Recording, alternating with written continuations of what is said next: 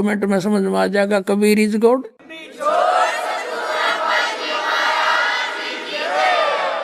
अब यही प्रमाण वेद बताते। कबीर साहब ने कहा था, धर्मदास ये वेद मेरा भेद है और मैं ना वेदन के माही, और जौन वेद से मैं मिलूं, ये वेद जानते नहीं। ये चारों वेद मेरी महिमा गा रहे हैं, लेकिन मुझे पाने की विधि इन चार वेदों में नहीं है। जौन से वेद से मैं मिलूं, सूक्ष्म वेद, तत्व ज्ञान, जैसे गीता जी अध्याय नंबर 4 के श्लोक नंबर 34 में कहा कि वो तत्व ज्ञान जो परमेश्वर ने स्वयं आकर बोला है। चौथे अध्याय के 32वें श्लोक में कहा, ब्रह्मणे मुखे ब्रह्म सच्चिदानंद घन ब्रह्म की वाणी में विस्तार से कहा गया है, वो तत्व ज्ञान है। उसको तत्वदर्शी संतों से समझो। तो वही यजुर्वेद अध्याय नंबर 40 के श्लोक नंबर 10 से लेकर 13 तक स्पष्ट किया है कि कोई परमात्मा को उत्पन्न होने वाला बताता है कि वो साकार है रामकृष्ण रूप में, कोई निराकार बताता है वो जन्म लेता ही नहीं, कि क्लियर कंसेप्ट तो आपका तत्वदर्शी संत करेंगे, उनसे पूछो। तो वेद ज्ञान भी इनकम्प्लीट है, उसके पाने की विधि नहीं है, वो तत्वदर्शी संत तत्व ज्ञान से बताएगा। वेद मेरा भेद है, मैं ना वेदन के माही, और जौन वेद से मैं मिलूं, उस तत्व ज्ञान से मैं मिलूं, ये चारों वेद जानते नहीं। अब इन वेदों में परमात्मा की महिमा तो है कि कबीर इज गॉड, और वो भगवान ऐसी लीला किया करता है, शरीर धार कराता है, स्वरूप धारण करता है, उसके परवरिश की लीला कंवारी गायों से होती है। ये देखना, ये ऋग्वेद 9-10 मंडल है, इसमें अनुवाद है, हिंदी अनुवाद भी किया हुआ है इन्होंने ही। जो भगवान को निराकार बताया करते हैं उन्होंने इसका अनुवाद किया है। प्रकाशक है सार्वदेशिक आर्य प्रतिनिधि सभा, महर्षि दानंद भवन, रामलीला मैदान, नई दिल्ली। ये इनके फोन और फैक्स नंबर है। यहाँ देखिएगा, हम अपने मतलब की बात करेंगे अब तो। मुद्रक है Prince offset printers, 1510 Pataudi house, Daryaganj, नई दिल्ली। अब हम चलते हैं इसके ऋग्वेद मंडल नंबर 9 और सूक्त नंबर 1 का मंत्र नंबर 8 और 9 देखेंगे। यह है 9वां मंडल, 9वें मंडल का और प्रथम सूक्त, और प्रथम ही मंत्र यहां से शुरू होता है। इसमें यहां से शुरू हुआ है कि परमात्मा का जिक्र चल रहा है। एक में परमात्मा लिखा है इन्होंने, ऋग्वेद मंडल नंबर 9 सूक्त नंबर 1 के मंत्र 2 में, इसमें भी परमात्मा को संबोधन करके लिखा, और 3 में भी परमात्मा लिखा, 4 में भी परमात्मा लिखा, और 5 में भी इन्होंने परमात्मा लिखा। और यहाँ अब 6ठे श्लोक मंत्र में भी इन्होंने परमात्मा की महिमा बताई, क्लियर लिखा परमात्मा। अब इन्होंने पता लग गया कि आगे तो भगवान साकार से शरीर लिखा है। अब 7वें में इन्होंने पुरुष लिखना शुरू कर दिया, पुरुष माने परमात्मा होता है। अब यहाँ देखो 8वें में भी फिर क्या लिखा है, अब उस पुरुष को, अब यहाँ पुरुष और संभालना पड़ेगा। एक बार देखिए, ये पुरुष क्लियर और करना पड़ेगा। अब यजुर्वेद में दिखाते हैं 40वें अध्याय के 17वें श्लोक में दानंद अनुवाद कर रहा है खुद, और वहां वो पुरुष माने परमात्मा लिख रहा है। ये है यजुर्वेद, और महर्षि दानंद सरस्वती द्वारा इसका अनुवाद है। ये देखिएगा,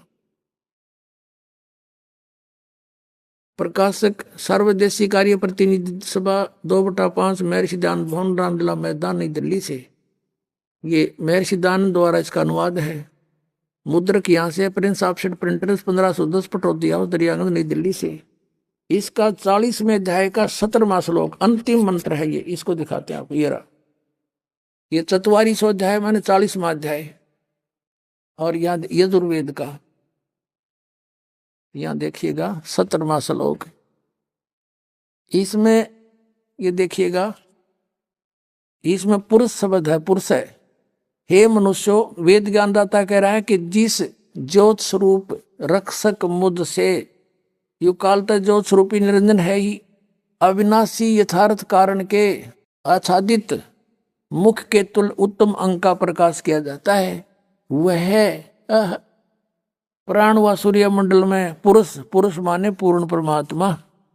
अब पुरुष माने पूर्ण परमात्मा, वह तो गुप्त है, परोक्ष है। जैसे संसार रूपी वृक्ष की जड़ तो गुप्त रहती है, ऊपर सतलोक में, नीचे वृक्ष दिखाई देता है। अब पुरुष माने पूर्ण परमात्मा, बस इतना समझ लें। अब फिर अब आपने ये कंसेप्ट क्लियर हो गया कि पुरुष माने परमात्मा। इन्होंने यहाँ पुरुष लिखा है तो हम इसको भगवान परमात्मा, पूर्ण परमात्मा शब्द है, इसका अर्थ है। ये देखना, ऋग्वेद में आ गया, हम यजुर्वेद रख दिया। ये ऋग्वेद 9-10 मंडल, और ये वहीं से प्रकाशित है जो अभी दिखाया था आपको। ये सार्वदेशीय कार्य प्रतिनिधि सभा, ये सारा वही है, ये वाला, ये ऋग्वेद है। अब ऋग्वेद मंडल नंबर 9 और सूक्त नंबर 1 के यहाँ तक ये 6 तक तो, 1 से लेकर 6 तक तो परमात्मा लिखते रहे। और यहाँ देखा है निदानंद तो निराकार बताओ था, राग साकार पाया गया, यहाँ पुरुष लिखना शुरू कर दिया।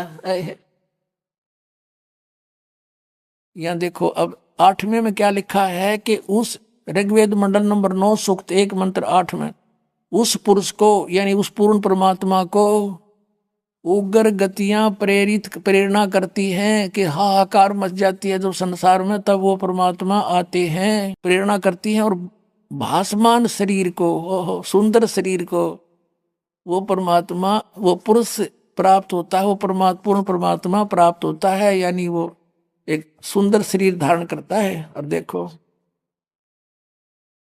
उसी का शेष भाग यहाँ पर है, ऋग्वेद मंडल नंबर 9 सूक्त मंत्र 1 मंत्र 8 का। और जिसमें 3 प्रकार से दूसरों का वारण यानी कल्याण करने वाला मधुमेह शरीर मिलता है। वो परमात्मा 3 प्रकार के शरीर को प्राप्त होकर सबकी धारण पोषण सब करता है। उसी से दूसरों का वारण करना, कल्याण करने के लिए 3 प्रकार से दूसरों का वारण करने वाला मधुमेह शरीर मिलता है। 3 प्रकार के शरीर में व्रत। आगे देखना, हम अपने मतलब की बात पर अब आए हैं। ऋग्वेद मंडल नंबर 9 सूक्त 1 मंत्र 9 में क्या कहा है कि उस सोम माने परमात्मा। इन्होंने तो जहां पर इनकी बुद्धि बिगड़ी वहां इन्होंने अनुवाद अनर्थ करने शुरू कर दिए। सोम माने परमात्मा लिखना चाहिए था।